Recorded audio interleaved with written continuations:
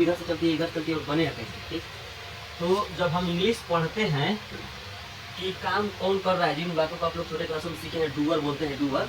जैसे यहाँ पे कि सदाओ जापान का, ये का बोल रहा है ना, का को कनेक्टर बोलते हैं।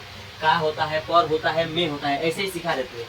का आएगा वाक्य में, पर आएगा, में आएगा, के साथ आएगा, से आएगा, ये सब कनेक्टर बोले जाते हैं। तो कनेक्टर जिन शब्दों को कनेक्ट करते हैं, ये का किसको कनेक्ट कर रहा है, सोच पढ़ के देखिए। सदाओ जापान का एक मशहूर, ये एक मशहूर शब्द को घेर रहा है कि जापान का घेर रहा है। ये देखिए का आगे है लेकिन घेर किसको रहा है, जापान को। ये पढ़ के महसूस करें, ऐसा लग रहा है ना, जापान का। तो ये देखिए कनेक्टर किसी शब्द को घेरता है। तो कनेक्टर जिस शब्द को घेरता है वहाँ पे इंग्लिश इधर से चलेगी। मतलब इधर से सबसे पहले हम स्पेलिंग लिखेंगे का और उसके बाद से जापान का। अदरवाइज सदाओ, अब देखिए अब ये हटा देंगे, इस बात को छिपा देते हैं। सदाओ एक मशहूर डॉक्टर था, देखिए इधर से चलेगी। अब देखिए इस कनेक्टर वाली बात को ना हम छिपा देते हैं बनाने में। कनेक्टर वाली बात क्या हो गई, छिप गई। अब बच गया सदाओ एक मशहूर। ये लाइन सीधा लग रहा है कि नहीं, यही सीखना है। देखिए सीधा लग रहा है, इसीलिए जब तक सीधा लग रहा है तब तक इधर से इंग्लिश चलेगी। और जब बीच में कोई रुकावट आ गया कि उसका घर यहाँ पर, इधर में, वो अंदर था, में कोई कनेक्टर बता गई, वो किसी को वहाँ पे रुकावट आ गई। और जब रुकावट आएगी बात इधर से चलेगी, जब रुकावट आएगी बात इधर से चलेगी। देखिए इधर से चलने वाला बना है। बाकी ये पास्ट इंडेफिनिट टेंस की तरह है, जो जैसे कि सदाओ मशहूर डॉक्टर था, ही वाज अ मशहूर डॉक्टर।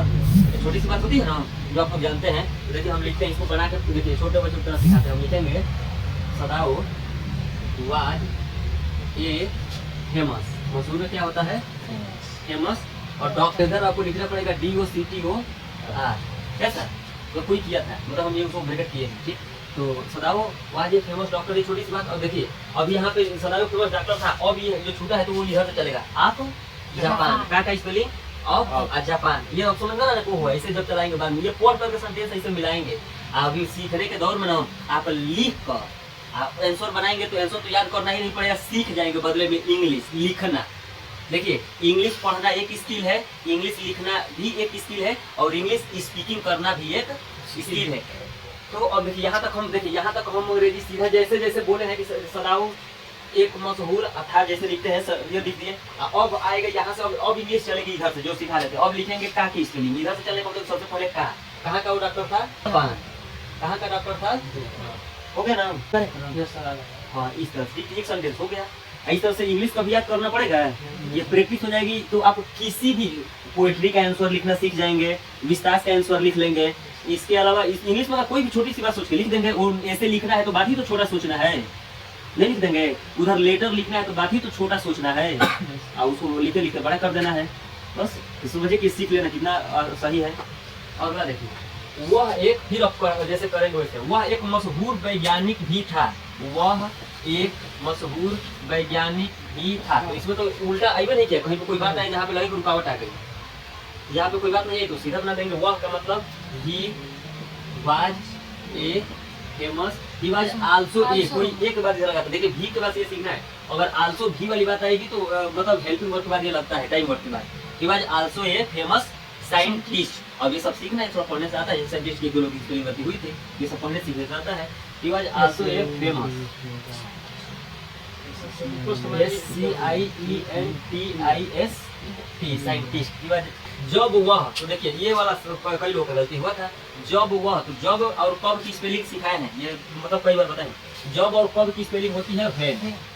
इस दोनों का इसका मतलब होता है जब, और इसी का मतलब होता है कब। हम जब बोलते हैं और कब कब बोलते हैं, ये सीखिए, ये सिखाए हैं। देखिए तो व्हेन को कब जब बोलेंगे और कब कब बोलेंगे। जब व्हेन हम लिखेंगे, क्या लिखेंगे, व्हेन। और व्हेन के बाद से हमें टाइम वर्ड देखने को मिले। टाइम वर्ड का मतलब हो जाएगा हेल्पिंग वर्ड, जिसको हम अपनी नॉर्मल भाषा में क्या बोलते हैं, हेल्पिंग वर्ड। तो अब इसका स्पेलिंग होगा कब। जैसे आप कब पढ़ने जाते हो, जैसे हम बोलेंगे when do you go to school, ये सीखिए। देखिए इसका होगा कि when do you go to school, आप स्कूल कब जाते हो, आप स्कूल कब जाते हो। तो ये जब व्हेन के बाद से हेल्पिंग वर्ड टाइम वर्ड देखने को मिले तो इसका हिंदी क्या होगा, कब। लेकिन जब इसी व्हेन के बाद से, व्हेन हम क्या लिखे यहाँ पे, व्हेन के बाद से अगर डूअर देखने को मिले, क्या देखने को मिले, डूअर देखने को मिले, तो जब होगा। जैसे यहाँ पे हम लिखेंगे, जैसे यही सेंटेंस बोला है व्हेन, जब व्हेन लिख दिए, he was 22 years old, TWENTY 22 years old। ये सब कई लोग बनाए हैं, लेकिन इसको सीखे। देखिए अब व्हेन के बाद से यहाँ पे कोई टाइम वर्ड आया है, पहले ये सीखिए। व्हेन के बाद सीधा डूअर वो आ गया है। कई ऐसे अपने मतलब ये क्वेश्चन वर्ड है जिनके बाद अगर डायरेक्ट डूअर आता है तो उसका अर्थ दूसरा होता है, उसका अर्थ। तो देखिए इसका यहाँ पे अर्थ अब कब नहीं होगा, अब क्या होगा, जब होगा। ये बात समझ रहे ना। तो हम यही वाला सेंटेंस बना दिए कि जब, देखिए जब सीधा सीधा है, जब वह 22 साल का हुआ। इसमें कहीं मतलब सीधा सीधा, इसमें ऐसा नहीं आया है कि उसको जोड़ा जाए, ऐसा नहीं हुआ है। 22 साल का था, तो फिर ही वाज 22 years old, जब वो 22 साल का था, ठीक, तो उसे अमेरिका भेज दिया गया। यहाँ सीखिए, ये वाली लाइन आप सीखिए, यहाँ पे आप लोग कई ढंग से बने।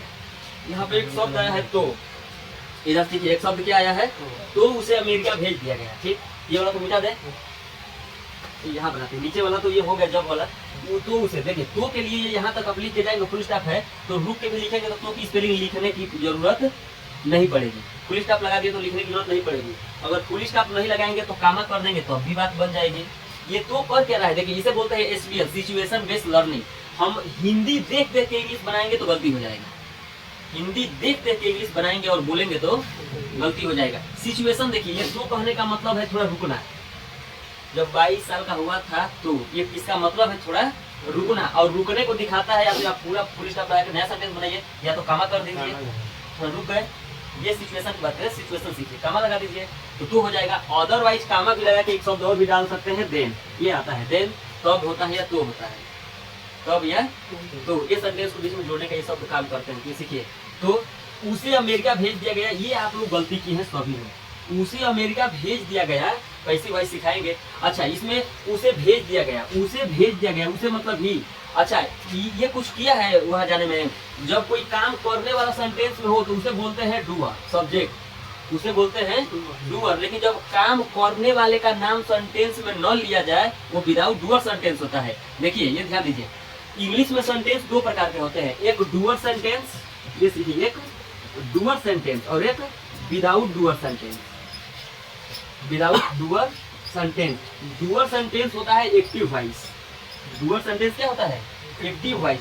और without doer sentence passive voice, passive voice होता है। पैसिव वॉइस में ना काम कौन किया उसका नाम नहीं लिया जाता है। जैसे यहाँ पे देखिए तो बोला गया है कि उसे भेज दिया गया, तो उसे भेजा गया तो ये कुछ किया है अकेले, ये तो कुछ किया ही नहीं है, तो सेंटेंस थोड़ा दूसरे ढंग से बनेगा। कैसे अभी सिखाएंगे भी बनाएंगे तो उसे भेज दिया गया का मतलब होगा कि ही वाज। आप लोग ये सेंटेंस गलती बनाएंगे, पता नहीं वो भी गलती बनाएंगे। ये वाला सेंटेंस ही वाज सेंट, इसका अर्थ होगा उसे भेज दिया गया। ही वाज सेंट, इसका अर्थ क्या होगा, ठीक, उसे भेज दिया गया कहाँ पे, अमेरिका भेज दिया। He was sent to America, AMERICA। तो कोई अमेरिका में का लिखा था कैसा, तो उसे अमेरिका भेज दिया गया। ये छोटा सा सेंटेंस अभी थोड़ी बहुत बात समझ नहीं रही होगी। उसे अमेरिका भेज दिया गया। आगे है फुल स्टॉप, यहाँ पे लगाकर फुल स्टॉप हो ही गया। और दिया है कि वहां पर वह हन्ना से मिला, तो वहां पर के लिए आप आराम से यहाँ लिख देंगे देयर, देयर लिख के कामा कर देंगे। लास्ट हन्ना से मिला, ये आप लोग सही बनाए हैं। वह का मतलब अब देखिए यहाँ पे कैपिटल ये नहीं लगाएंगे, ये सेंटेंस शुरू हो चुका है तो अब कैपिटल नहीं लिखेंगे। ही मेट हन्ना, यहाँ टू की कोई जरूरत नहीं है। ही मेट हन्ना, वो हन्ना से मिला, हो गया। वहां पर वो हन्ना से मिला, ठीक। जो अब देखिए ये सीखना है, जो एक जापानी लेडी थी, एक हूँ शब्द आता है।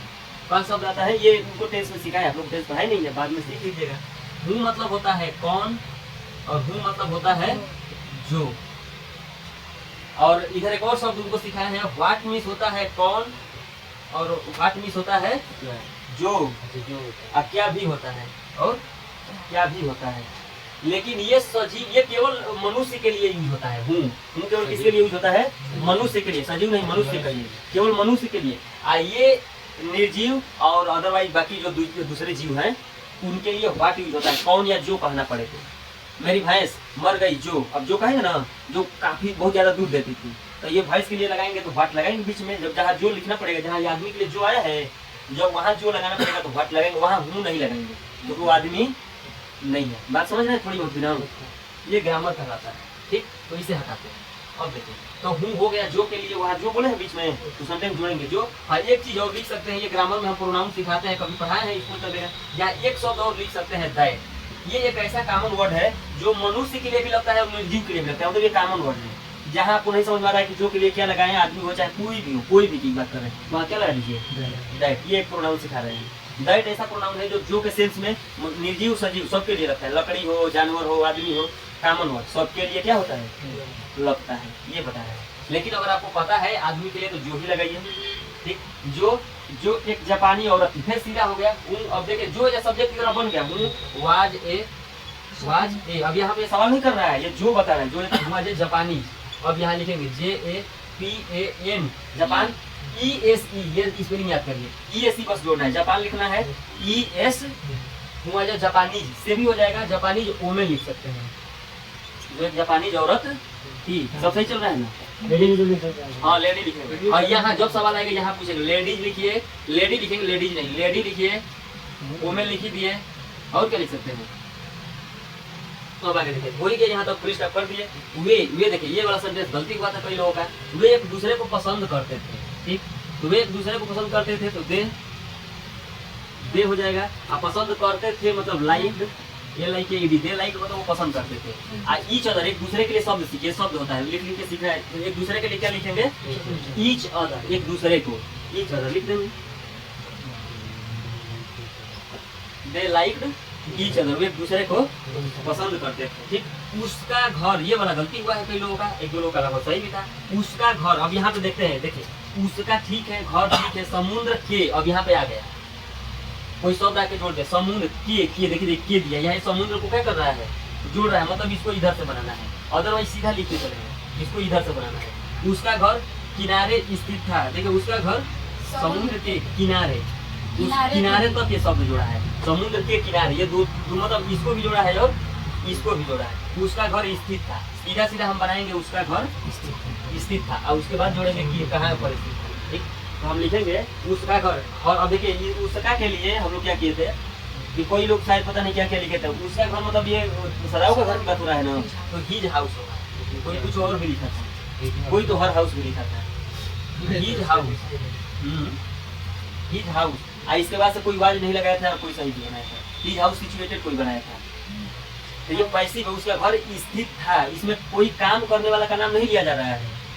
यहाँ पे घर एक ऑब्जेक्ट, घर कोई काम नहीं ना किया है, वाज रहेगा, वाज कोई नहीं लगाया, कोई नहीं लगाया था, किसी की बात नहीं है, अब पता नहीं किसी ने था। तो हिज हाउस वाज सिचुएटेड, जो क्वेश्चन में अपना दिया है, ये तो क्वेश्चन को सीधा करना है, SITUATED, his house was situated. ठीक, यहाँ तो के बोले हैं, तो के लिए हम लोग सीखे हैं, अब हिंदी पे जाएंगे तो गलती हो जाएगा, अभी इंग्लिश सीखना है तो हिंदी पे मत जाइए।